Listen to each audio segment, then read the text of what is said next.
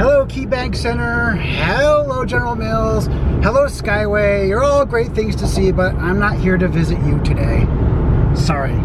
On my way now, and I had to just stop on the side of the road to get this shot. Look at this beautiful view of Lake Erie and all those windmills, and you can see the city line of Buffalo just behind it all. Absolutely breathtaking. Sometimes I really love being a vlogger. Sometimes. I think we have the place, but look at those leaves. Look at these leaves. So what's that just peeking up over the hedgerow? Hello world, it's your Unkle Heavy. Today I'm on location in Derby, New York. Behind me, this is Graycliff.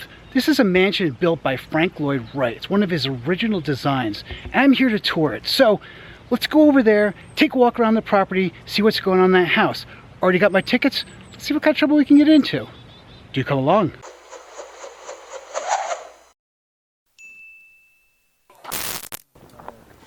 Throughout the property, you can see where Frank Lloyd Wright incorporated gray limestone that was taken from the cliff on which the property sat, hence the name Graycliff. So as we're walking up what was the original driveway, this was Frank Lloyd Wright's vision of a grand reveal. So as you drove in to visit the Martins, suddenly you're up the driveway and there's the house. You can see the horizon of the lake just sort of follows the house's level. Wright was definitely a genius. Sitting on 8.5 acres, Graycliff Estate was the summer home of Buffalo socialites Isabelle and Darwin Martin. It was one of 2 Frank Lloyd Wright designed homes that the family owned. The complex is made up of 3 different buildings.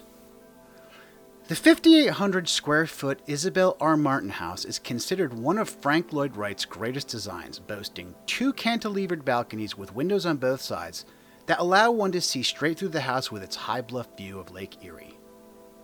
The second building, known as the Foster House, was originally designed as a garage with an apartment up above for the chauffeur and his family. Shortly after construction, the apartment was converted as a place for the Martins' daughter Dorothy and her family to stay during the summer season. The last building is simply known as the Heat Hut. Although designed as a utility building to house the property's central heat boiler, it still has a magnificent Frank Lloyd Wright touch to it. The entire property was completed in 1926 at the cost of around $64,000. Sadly, the Martin family lost most of its fortune during the Great Depression, but were able to hold on to Graycliff until 1951. It was then purchased by a Roman Catholic teaching order known as the Piarists. The Piarists owned and maintained the property until 1997, when they too decided to sell the property. From there, a group of concerned individuals formed what's known as the Graycliff Conservancy and purchased the property. The group owns it to this day and continues to maintain the property and works to restore the 90-year-old buildings to their original Martin-era condition. Scheduled tours are available to the general public, and the estate sees approximately 10,000 visitors per year. Now, I wanted to point out this porch here. If you look, there's several light fixtures, all diamond shaped, which was one of Wright's designs there. And you'll notice one thing missing from the porch. There isn't a single post supporting it. It's a cantilever design, which I'm going to show you inside how they did it. This is actually a signature piece from the mason. They put it there because it looked like his nose. It's wider at the bottom, like water cascading over a rock, maybe. All right. Yeah. You notice the color, same as the outside. I should have pointed it out outside, but the basement was also octagon shaped. Space is the floor material. Here's the original bathroom. Based product, and for 1928, that was pretty cutting-edge stuff. Squares. Today, these things come in 12 by 12. Yes. So these all had to be. This is the living room. This fireplace with the beautiful limestone. You know, on the floor, you have the field stone like the front step.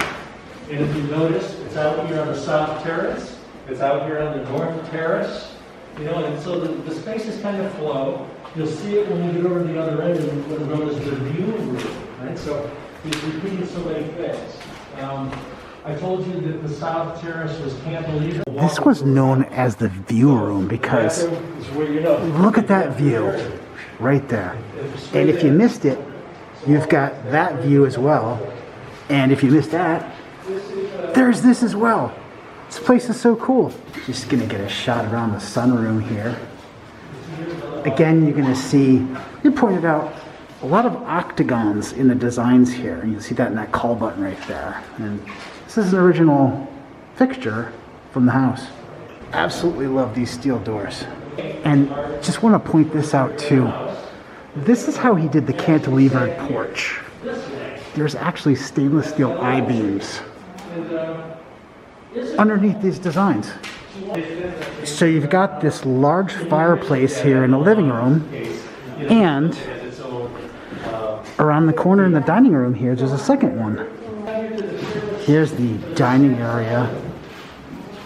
Oh, look at that view. The sinks.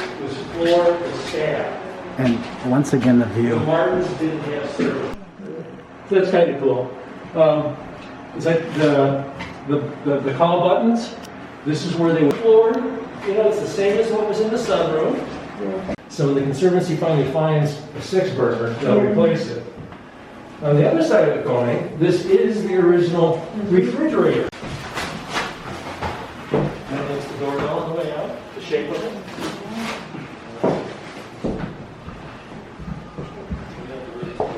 It's the original refrigerator there. And it is actually a refrigerator, not a nice box. And this was known as the staff area here. The Wrights were really, really good to not refer to the quote-unquote servants as servants, but as staff.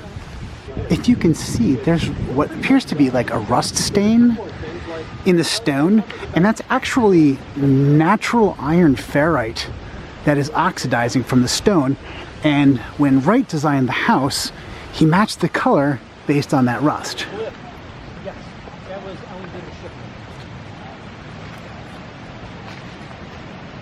okay, right over there.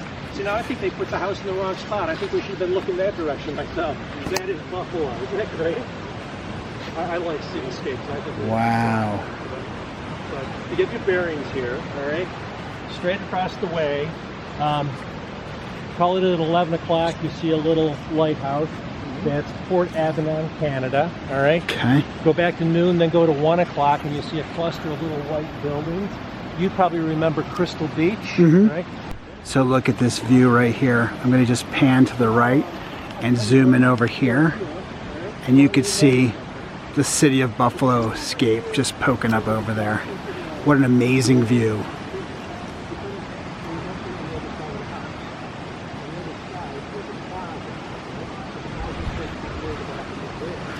And just look, there's the back of the house. Amazing, absolutely amazing. Wow, just look at that. All right. Well, we were right on time. Perfect. Look at that house.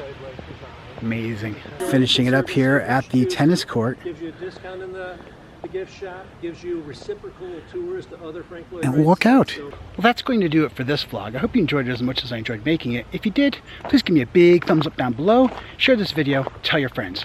If you're new to my channel, check out some of my other videos. If you like them, please consider subscribing. Make sure you hit that bell so you'll be notified of any future vlogs I put up. Till next time, signing off from Derby, New York. Bye-bye.